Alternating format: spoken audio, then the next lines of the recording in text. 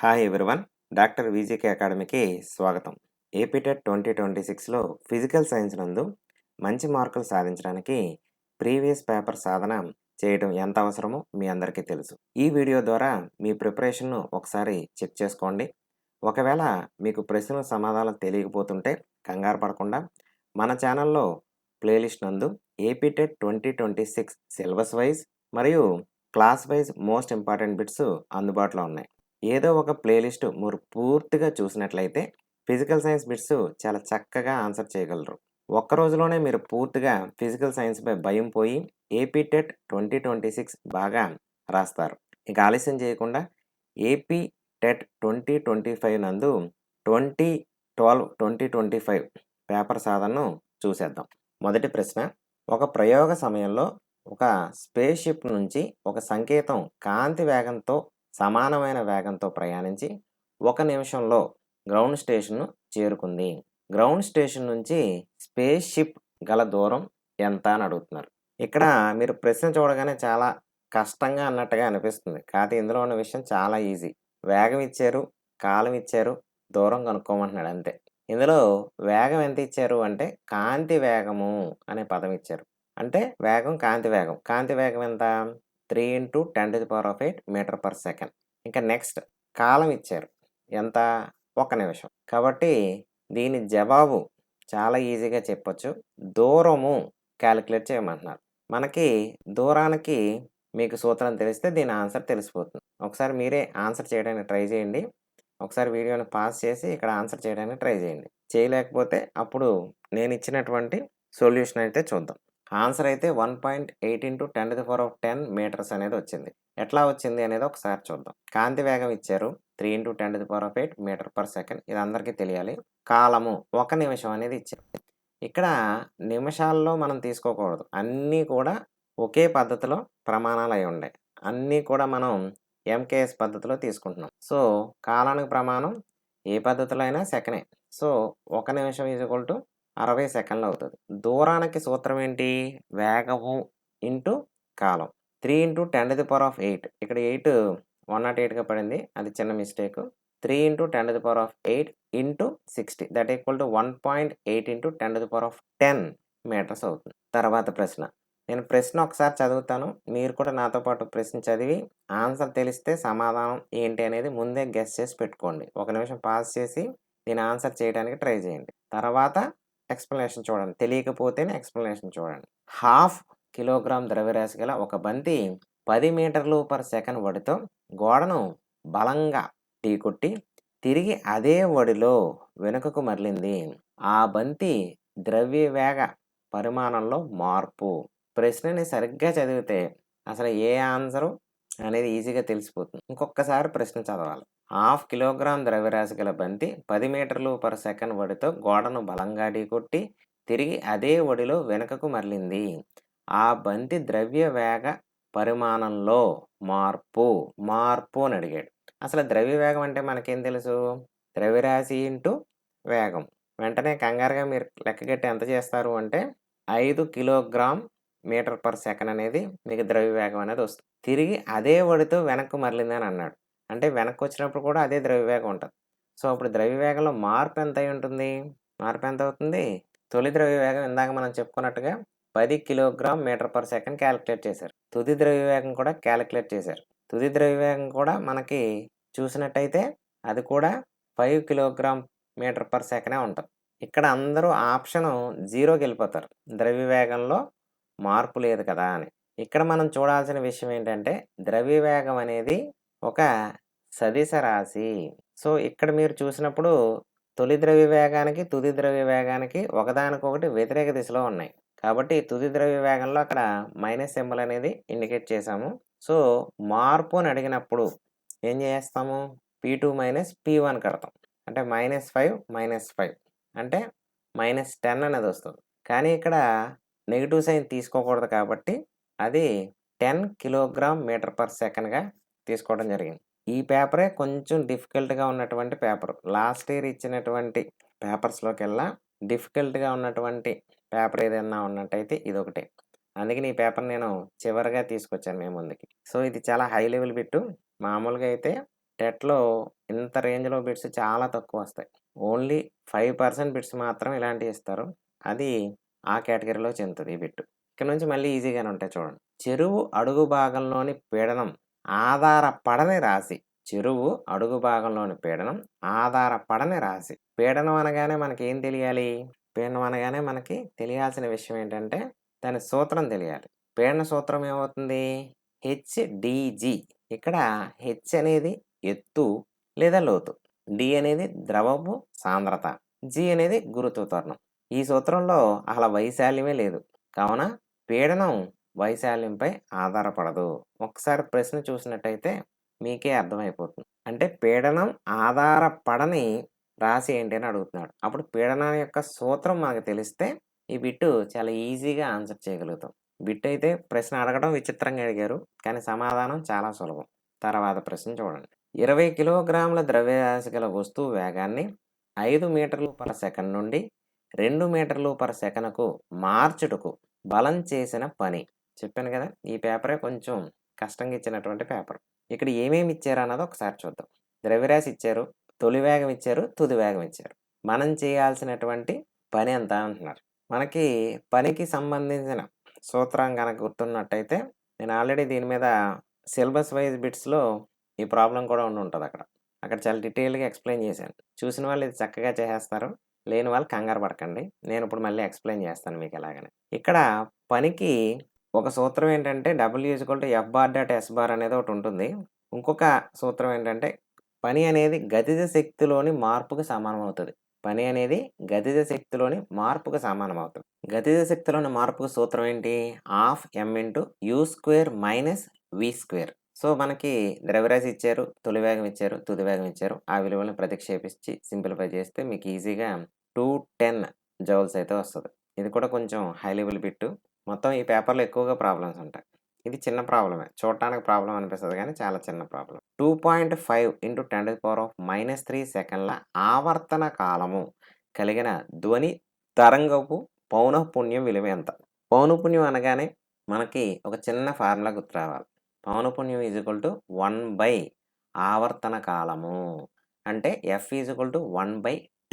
అదొక్కటి గుర్తొస్తే దీనికి ఇమ్మీడియేట్‌గా ఆన్సర్ వచ్చేస్తది. సో, 1/2.5 × 10⁻³ సో, చాలా సులభంగానే ఆన్సర్ చేయగలుగుతాం. ఒకసారి మీకు వివరణ చూడండి. F=1/2.5 × 10⁻³ that equal to 1000/2.5. దాన్ని సింప్లిఫై చేస్తే మనకి 400 హెర్ట్జ్. పౌనఃపున్యానికి ప్రమాణం హెర్ట్జ్. ఈ ఒక్క పేపరు మీరు ఒక 2 సార్లన్నా మీరు జాగ్రత్తగా ప్రాక్టీస్ చేస్తే ఇవే ప్రాబ్లమ్స్ నంబర్స్ మార్చేస్తారు. అంతకు మించి మీరు భయపడాల్సిన పనైతే లేదు. ఇది మనందరికీ తెలుసున్నదే. మానవ శరీర ఉష్ణోగ్రత 37 డిగ్రీ సెంటీగ్రేడ్. ఇది కెల్విన్ స్కేల్‌లో ఎంత? ఇది మన వీడియోస్‌లో నంబర్ ఆఫ్ టైమ్స్ వచ్చినటువంటి బిట్. జస్ట్ డిగ్రీ సెంటీగ్రేడ్‌లో ఇచ్చాడు. దాన్ని కెల్విన్‌లో కన్వర్ట్ చేయాలంటే ఏం చేయాలి? నాకు తెలిసి అందరూ పర్ఫెక్ట్‌గా ఆన్సర్ చేయగలుగుతారు ఇది. Very good. అందరూ చేశారని అనుకుంటున్నా. జస్ట్ 273ని యాడ్ చేయాలి. 273ని యాడ్ చేస్తే 310 కెల్విన్స్ అవుతది. ఆన్సరు 310 కెల్విన్స్ అవుతది. ఇది ప్రాబ్లమ్ అని మాత్రం అనుకోకండి. జస్ట్ చిన్న ఎడిషన్. ఇది మంచి బిట్టు. చాలా చాలా ఇంపార్టెంట్ అయిన బిట్. ఇది కాంతి పాఠంలో డీటెయిల్‌గా చెప్పున్నాము. ఒకసారి కొంచెం జాగ్రత్తగా వినండి. నిజ వస్తువుకు నిజ మరియు మిథ్యా ప్రతిబింబాలను ఏర్పరచగలిగే దృశ్య సాధనాలు. అంటే ఒక వస్తువుకు నిజ ప్రతిబింబం ఏర్పరచాలి, మిథ్యా ప్రతిబింబాన్ని ఏర్పరచగలిగే దృశ్య సాధనాలు. మనకిక్కడ సిలబస్‌లో పుటాకార దర్పణం ఉంది, కుంభాకార దర్పణం ఉంది, పుటాకార కటకం ఉంది, కుంభాకార కటకం ఉంది. ఈ అన్నిటిలోనూ రెండిటిని ఏర్పరిచే లక్షణం కేవలం రెండిట్లకి మాత్రమే ఉంది. అవి ఏంటన్నది మీరు చెప్పగలగాలి. వేరువేరుగా చెప్పుకున్నాం ఆ పాఠంలో. ఈ బిట్ అయితే చాలా విచిత్రంగా అడిగాడు. 2 కలిపి ఒకేసారి ఒకే బిట్‌లో అడగడం జరిగింది. కరెక్ట్ ఆన్సర్ చెప్తారా ఎవరన్నా? యెస్.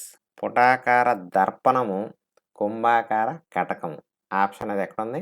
ఆప్షను 3లో ఉంది. పుటాకార దర్పణము, కాన్కేవ్ మిర్రర్ మరియు కుంభాకార కటకము 2 వస్తువు ఉన్న స్థానాన్ని బట్టి నిజ మరియు మిథ్యా ప్రతిబింబాలు రెండిటిని ఏర్పరచగలవు. చాలా చాలా ఇంపార్టెంట్ బిట్టు. ఇది 2 వేరు వేరు బిట్లని ఒకే బిట్‌గా కలిపి ఇవ్వటం జరిగింది. ఒక ఓంకు సమానమైనది. ఇది కూడా అస్సలు కంగారు పడక్కర్లేదు. మనకి ఎట్లా సమాధానం చేస్తామంటే ఓం అనేది నిరోధానికి ప్రమాణము. ఇది ఎక్కడి నుంచి వచ్చింది? ఓం నియమం నుంచి వచ్చింది. ఓం నియమం ఏంటి? V is equal to I R. V is equal to I into R. అక్కడ నుంచి ఆర్ ఈజ్ ఈక్వల్ టు ఏం రాయొచ్చు? ఒకసారి పేపర్ పెన్ను పెట్టి రాయండి.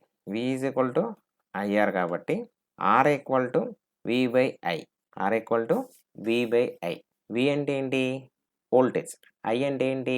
కరెంట్. సో వికి ప్రమాణం వోల్టు, కరెంట్కి ప్రమాణం యాంపియర్. ఆ లెక్కను చూసినట్టయితే ఆప్షన్ 4 కరెక్ట్ ఆన్సర్ అవుతుంది. ఎట్లా అనేది చూపించాను. ఇదేంటి సార్ గాలిలో చెప్పేస్తున్నారని అనుకోవద్దు. మ్యాక్సిమం మనం బ్రెయిన్లోనే క్యాలిక్యులేట్ చేసుకునేలా ఉండాలి. లేదు అంటే మాత్రమే పేపర్ మీద పెట్టి చేయాలి. ఓకేనా? ఈ విధంగా వచ్చింది. చెప్తున్నాను కదా, కంగారు పడద్దు. ఈ పేపర్ చాలా డిఫికల్ట్గా ఇచ్చిన పేపర్ ఏదన్నా ఉందంటే లాస్ట్ ఇయర్ ఈ paper. So no need to worry. But ఈ పేపర్ కూడా మనం ఆన్సర్ చేయడానికి ట్రై చేస్తున్నాము, నేర్చుకుంటున్నాం కాబట్టి ఇంతకు మించి టఫ్ అయితే ఉండదు పేపర్. సో ఈ పేపర్ని మీరు బాగా ఆన్సర్ చేయగలిగితే ఇంకే పేపర్ ఇచ్చినా చేయగలుగుతారు. ఇథనాల్ సోడియంతో జరిపే చర్యలో ఏర్పడే ఉత్పన్నాలు ఏవి? ఇథనాల్ అంటే ఏంటనేది ముందు తెలియాలి మనకి. ఓల్. ఓల్ ఎవరికి ఉంటుంది? ఓల్ అనే వర్డ్ ఎవరికి ఉంటుందంటే ఏ హైడ్రోకార్బన్కి అంటే ఓహెచ్. సో అంటే C2H5OH plus sodium Na gives rise to ఏం ఫామ్ అవుతుంది అని అడుగుతున్నాడు. ఏం ఫామ్ అవుతుంది? చాలా ఈజీగానే గెస్ చేయొచ్చు. Yes, that is the correct answer. Just C2H5OHలో ఆ హెచ్ ప్లేస్లో Na రీప్లేస్ అవుతుంది. Na రీప్లేస్ అవుతుంది. సో ఆ హెచ్ ఇంకొక హెచ్తో కలిసి H2గా బయటికి వెళ్ళిపోతుంది. సోడియం ఎథాక్సైడ్ మరియు హైడ్రోజన్ వాయువులు ఏర్పడతాయి. మీకు ఇది ఈ ప్రశ్న అనేది డైరెక్ట్గా రిటర్న్గా ఉండటం వల్ల కన్ఫ్యూజ్ అవుతారు. అది ఈక్వేషన్ రూపంలో కనుక ఇచ్చుంటే అందరూ కరెక్ట్గా ఆన్సర్ చేయగలుగుతాం. సో దాన్ని ఈక్వేషన్ రూపంలో రాసుకుని ఆన్సర్ చేయాలి. ఓకేనా? భయపడద్దు. ఇది ద టఫెస్ట్ పేపర్ ఇప్పుడు దాకా చూసిన అన్ని పేపర్లోకి వెళ్ళాం. రసాయన మార్పును సూచించనిది. ఇది కూడా సూచించేది అని చదివితే ఎగిరిపోతుంది. సూచించనది. జాగ్రత్తగా మీరు చూస్తే ఇది ఆన్సర్ చేసేయగలుగుతారు. మైనమును కరిగించటం, అది కరెక్ట్ ఆన్సర్. అది భౌతిక మార్పుకి సంబంధించింది. మిగిలిన 3 కూడా రసాయన మార్పులే. ఇందాక కష్టమైన బిట్లు చేసి ఈ బిట్టుకు వచ్చేటప్పటికి మనకు ఒక రకమైనటువంటి భయం ఏర్పడిపోయి ఇక్కడ నుంచి సరిగ్గా చదవక మంచి బిట్లు వదిలేస్తూ ఉంటాం. సో ఏ బిట్టుకి ఆ బిట్టే తీసుకోవాలి. ఇన్ కేస్ మీకు బిట్ టఫ్గా ఉన్నట్టయితే తర్వాత బిట్లకి వెళ్ళిపోతూ ఉండాలి. సో సులభంగా ఉన్న బిట్స్ అన్ని చేసి తర్వాత మళ్ళీ మనం చేయొచ్చు కష్టంగా ఉన్న బిట్లు. లేదు ఆ రివ్యూలో పెట్టుకుని తర్వాత మళ్ళీ చెక్ చేసుకోవాలి అటువంటి బిట్లు. ఓకేనా? తర్వాత బిట్ చూద్దాం. ఇది అందరూ కరెక్ట్గా చేస్తారు. సోడా నీరు ద్రవంలో వాయువు. ద్రవంలో వాయువు. సోడా నీరులో ఏం కలుపుతారు? నీటిలో కార్బన్ డైఆక్సైడ్ వాయువుని నింపుతారు. మరి టింక్చర్ అయోడిన్. ఇది నా బిట్లలో 3 బిట్లు రిపీట్ అయినటువంటి బిట్ ఏదన్నా ఉందంటే ఇదే. Tincture iodine. ఇందులో ఏది ఎందులో కలుపుతారు అనేది తెలియాలి. అయోడిన్ అనేది యాక్చువల్గా ఘన పదార్థం. అయోడిన్ అనేది ఘన పదార్థం. మెరుస్తూ ఉంటుంది ఇది. ఈ ఘన పదార్థాన్ని ఎందులో కలుపుతాము? ద్రవ పదార్థంలో కలుపుతాం. సో ద్రవ పదార్థంలో ఘన పదార్థం అనేది ఆన్సర్ అవుతుంది. ఆ ద్రవ పదార్థం ఏంటంటే ఆల్కహాల్. ఇది నా బిట్లు చూసిన వాళ్ళందరూ కరెక్ట్గా ఆన్సర్ చేయగలుగుతారు. ఇది అసలు 100% కరెక్ట్గా చేసేయగలిగేది ఇదే. టింక్చర్ అయోడిన్లో ఘన రూపంలో ఉండే అయోడిన్ ద్రావితం, ద్రవ రూపంలో ఉండే ఆల్కహాల్ ద్రావంలో కరిగి ఉంటుంది. ఇది మన వీడియో ఎక్స్ప్లెనేషన్స్లో కూడా చాలా డీటెయిల్గా చెప్పుకున్నాం. సో ఇటువంటి పేపర్లో మనం 50% కరెక్ట్గా చేసినా చాలా బాగా మంచి స్కోర్ అయితే వస్తుంది. క్రింది వాక్యాలలో సరికాని వాక్యం. సరికాని వాక్యం. ప్రశ్న అందుకనే 2 సార్లు చదివి మాత్రమే ఆన్సర్ చేయండి. ఒకసారి జాగ్రత్తగా మీరు చూసినట్టయితే ఇందులో 4 ఆప్షన్స్ని జాగ్రత్తగా చదవాలి. నేనైతే డైరెక్ట్గా ఆన్సర్ చెప్తాను. మీరు ఒకసారి 4 ఆప్షన్స్ని ఒకసారి చూద్దాం. లేదు నేను కూడా మీతో పాటు ఎక్స్ప్లెయిన్ చేస్తాను చూడండి. వివిక్త కక్షల్లో అంటే వేరు కక్షలని తిరుగుతున్నంతసేపు ఎలక్ట్రాన్ శక్తిని వెలువరించదు. కరెక్ట్. కక్షలో తిరుగుతున్నంతసేపు ఎలక్ట్రాన్ శక్తిని వెలువరించదు. ఒక మూలక ఐసోటోపులు ఒకే పరమాణు సంఖ్యను కలిగి ఉంటాయి. కరెక్ట్. ఐసోబార్లలో సమాన సంఖ్యలో కేంద్రక కణాలు ఉంటాయి. ఇది కూడా కరెక్టే. మీకు అంతకుముందు ఐసోటోపులు, ఐసోబార్లు, ఐసోటోన్ల గురించి చెప్పున్నాను. ఇక్కడ అవన్నీ కవర్ అయిపోయినాయి. మొదటిదైతే బోర్ పరమాణు నమూనాకు సంబంధించింది. ఎలక్ట్రాన్ ఒక నిర్దిష్ట కక్షలో తిరుగుతున్నంతసేపు శక్తిని వెలువరించదు. అందువలన కక్షని స్థిర కక్షలు అని అంటారు. సో ఈ 3 మనకి సరైనవి అనే విషయం తెలిసిపోయింది. సో లాస్ట్ది సరికాదని 100% పెట్టేసి వచ్చేస్తాం ఇట్లా. కానీ ఇందుకే లాస్ట్ది ఏంటో చూద్దాం. ఒక మూలక పరమాణువు, ఇది కొంచెం టైపింగ్ మిస్టేక్ అయితే ఉంది. ఒక మూలక పరమాణు వ్యాసార్థం దాని కేంద్రక వ్యాసార్థానికి 10⁵ రెట్లు తక్కువగా ఉంటుంది. 10⁵ రెట్లు తక్కువగా ఉంటుంది. ఇది కొంచెం బిట్ తయారీలో కొంచెం మిస్టేక్స్ పడ్డాయి. ఈ టైపింగ్ మిస్టేక్స్ అవి. Sorry for that. 4వ ఆప్షన్ అయితే అది. ఒక మూలక పరమాణు వ్యాసార్థం దాని కేంద్రక వ్యాసార్థానికి 10⁻5 రెట్లు తక్కువగా ఉంటుంది. ఇది తప్పు. యాక్చువల్‌గా 10⁻5 రెట్లు ఎక్కువగా ఉంటది. సో, ఇక్కడ మీకు డీటెయిల్‌గా ఇచ్చాము చూడండి. ఇక్కడైతే కరెక్ట్‌గానే వచ్చింది. ఒక మూలక పరమాణు వ్యాసార్థం దాని కేంద్రక వ్యాసార్థానికి 10⁻5 రెట్లు తక్కువగా ఉంటుందని ఇచ్చారు. కానీ కాదు. 10⁻5 రెట్లు ఎక్కువగా ఉంటుంది. సో, ఈ వాక్యం తప్పు. మీథేన్ అణువులో బంధంలో పాల్గొనే ఎలక్ట్రాన్ల సంఖ్య. అసలు మీథేన్ అనగానే మనకి ఫార్ములా తెలియాలి. CH4. ఈ కార్బను 4 హైడ్రోజన్లతో సంయోజనీయ బంధాలని ఏర్పరుస్తుంది. 4 హైడ్రోజన్లతో సంయోజనీయ బంధాలను ఏర్పరుస్తుంది. అలా సంయోజనీయ బంధం అంటే ఏమిటి? ఎలక్ట్రాన్లను పంచుకోవటం ద్వారా ఏర్పడే బంధం. ఎన్ని బంధాలున్నాయి? 4 బంధాలు. సో, 4 బంధాలున్నాయి కాబట్టి ఒక్కొక్క బంధానికి 2 ఎలక్ట్రాన్ల చొప్పున అయితే మొత్తం ఎన్ని ఎలక్ట్రాన్లు ఉండుండాలి? 8 ఎలక్ట్రాన్లు ఉండుండాలి. అంత ఈజీగా చేసేయగలరు. ఓకేనా? ఎలక్ట్రాన్ల సంఖ్య అని అడిగాడు. ఒకసారి ప్రశ్న చూసుకోవాలి ఇలాంటప్పుడు. ఎలక్ట్రాన్ల సంఖ్య కాబట్టి 8. ఎలక్ట్రాన్ జతల సంఖ్య అంటే 4. సో, ప్రశ్న ఒకసారి జాగ్రత్తగా చూసినట్టయితే ఈ ఆన్సర్ అయితే 8. 4 కార్బన్ పరమాణువులు 4 హైడ్రోజన్లతో సంయోజనీయ బంధాలను ఏర్పరుస్తుంది. ప్రతి బంధానికి 2 ఎలక్ట్రాన్ల చొప్పున కావాలి కాబట్టి మొత్తం 8 ఎలక్ట్రాన్లు ఈ మీథేన్ అణువులో ఉంటాయి. మీథేన్ అణువు బంధంలో పాల్గొంటాయి. ఈ ప్రశ్న చూడండి. నీలిరంగులోని కాపర్ సల్ఫేట్ ద్రావణానికి కొన్ని జింకు ముక్కలు కలపబడినాయి.